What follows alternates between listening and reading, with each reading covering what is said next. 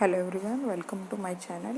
If you are new, you can subscribe to my channel. Now you'll see algorithm. What is algorithm? Algorithm is set of instruction designed to perform specific task. Means before doing any programming on computer, first we have to write algorithm. So this is algorithm definition. Flowchart is what? We are representing same thing, a logic of program before entering into computer. So we are drawing flow chart, means you are representing flow of instruction in graphical form. These are flow chart symbols. So first symbol is a start and end symbol, that is called terminator symbol. Arrow is used to connect one symbol to another to represent flow of instruction. And third one is parallelogram, that is also for input and output. When you are inputting anything, you have to use this. Fourth one is process symbol. When you are solving anything, doing calculation, then that time like addition, subtraction, any operations when you're doing, that time you have to use process symbol. And last is diamond, that is called decision making symbol. Means when you are thinking and from many conditions you want one result. So here when you are deciding anything, the diamond symbol is used.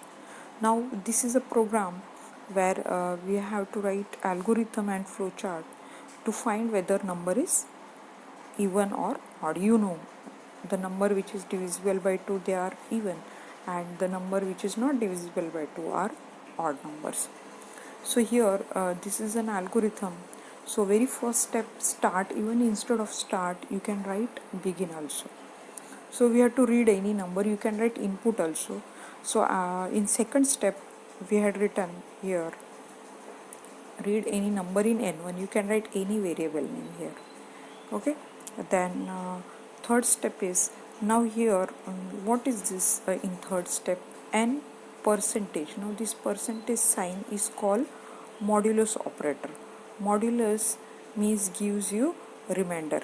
Remainder means suppose we are dividing 7 divided by 2, so we will get remainder as 1. So when we get remainder as means percentage is used to get a remainder. This sign percentage is used to get remainder. Okay, 7 percentage 2. So this will give remainder as a 1. So previously I had not used dot. So we got remainder as 1 here. So here now we have to check whether this is equal to 0. Means we have to check whether that number was divisible by 2 or no. So in previous just in rough example we had seen 7 divided by 2, that is 7 modulus 2. Modulus, this is called percentage, means after dividing what we get remainder. So percentage is used to get remainder. So if remainder is 0 means now here in this case we had took 7 percentage 2, so remainder will get as a 1. So here we have to check whether it is equal to 0. So it was not equal to 0, then it will not display this. Okay, it will not display the number is even. So it will go in else part and then it will print number is odd, and then program will stop. But what if we take in n, see any number we can take. Suppose n1 value, suppose we took as 6. So 6 percentage 2. So percentage means 6 divided by 2, a remainder what we get. Percentage is for getting remainder, that this operator is called modulus.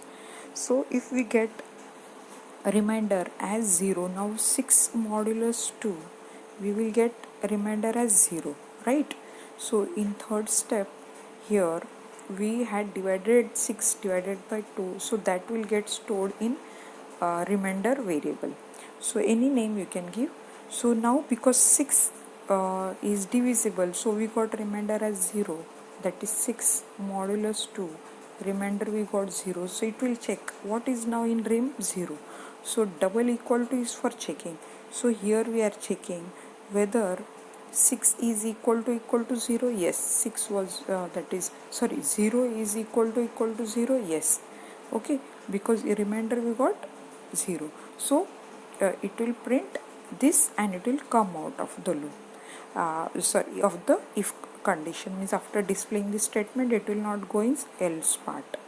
Okay, hope you might have understood. So first number we took previously as 7, so it displayed number as odd. And second example we took n as 6, so number was this. Now this is a program. Very first symbol when you start, this is a flow chart. So very first symbol, this is called terminator symbol, which is used for for start and stop.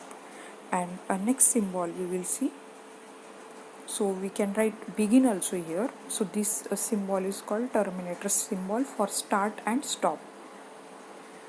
Next symbol, this is parallelogram. Parallelogram for is used for input and output whenever you input anything. So this is called parallelogram symbol. Okay, parallelogram symbol. So when you are inputting anything, then you have to use this symbol. So you can write any variable name. So I had written as n1. You can write a, b, c, whatever. Next step we'll see. So now in third step, what we had written in an algorithm, we had divided that number, but to get remainder. So to get a remainder, percentage sign we had used here, that is n1 modulus 2. Modulus operator is percentage sign. This, by this operator we get remainder. So that remainder, whatever we took in n, it will get stored in rem. So rem is a variable. You can give any name. Now in third step we'll see. Fourth step. Now here this is called decision symbol, diamond symbol. This is for decision, for checking. Okay, checking condition. Now here we will check here whether that number was equal to 0. Suppose for example 7 we took as a number here. In n1 we took 7. So 7 percentage 2, remainder was 1. So here it will check. Now here 1 is equal to 0. In rem what it is stored? 1. So no, this is no. So what will happen? If it is yes, it will print. If it is yes, if it is divisible, then it will display number is even. If it is no, then what will happen? See now. If it is no, so what will happen? It will display, because 7 was not divisible by 2. So this is no.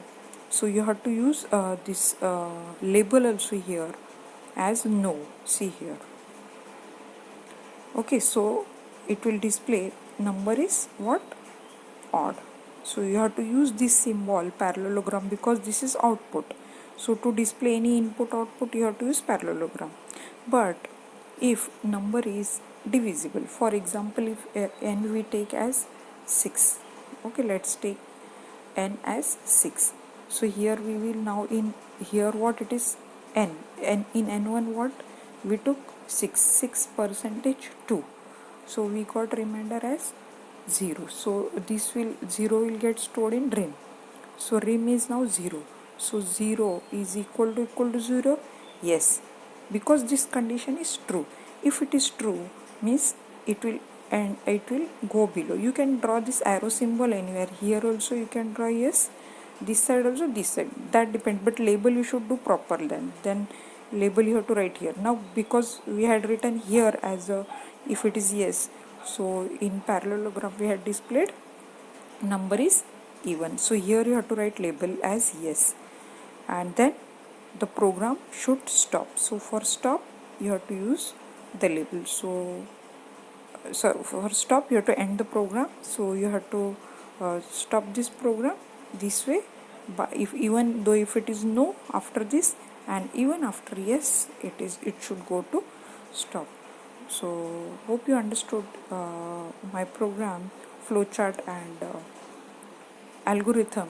And if you want practically on the computer in JavaScript, I had already written a coding, so you can go through that program, and you can go through actual practical program. So in description I'll give the link, so you can go through that program in JavaScript. So hope you understood. Subscribe to my channel to get more updates. Thank you.